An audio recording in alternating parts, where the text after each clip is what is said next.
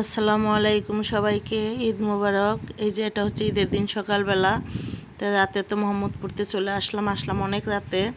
তো এসে আর কিছু করতে পারিনি। তো সকালবেলা কি করব তাড়াহুড়া করে আমি যেহেতু রাতেই অনেক কিছু রান্না করে থই, যেমন পায়েসগুলো রান্না করি, মিষ্টি আইটেমগুলো অনেক কিছুই রান্না করি। তো অনেক রাতে আসছে, আমাদের যেহেতু মিষ্টি জিনিস কম খাওয়া হয়, এই জন্য 1টার সময় 2টার সময় রান্না করছি, আর হচ্ছে পাস্তা রান্না করছি।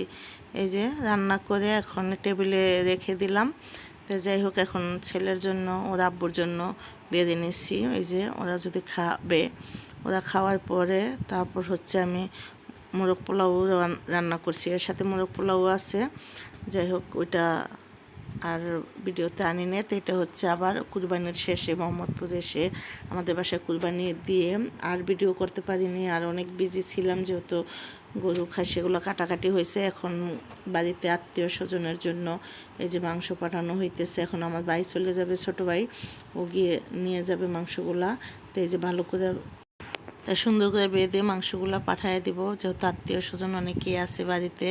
তো সবার জন্য সবসময় আমার ছোটো ভাই বাড়িতে গিয়ে সবার জন্য মাংস নিয়ে যায় ও গাড়িতে করে।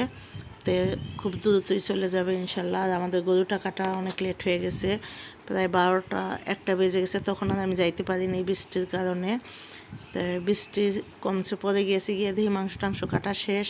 তারপর বট এগুলা রেডি করা, অনেক কাজ থাকে কুরবানির দিন, তার ভিডিও করা হয় না। তারপর হচ্ছে বাইকে বিদায় দিয়ে তারপর আমরা খাওয়া দাওয়া করে পরে রাতে বাসায় চলে আসলাম। তো এই পর্যন্ত ভিডিওটা, আল্লাহ হাফেজ।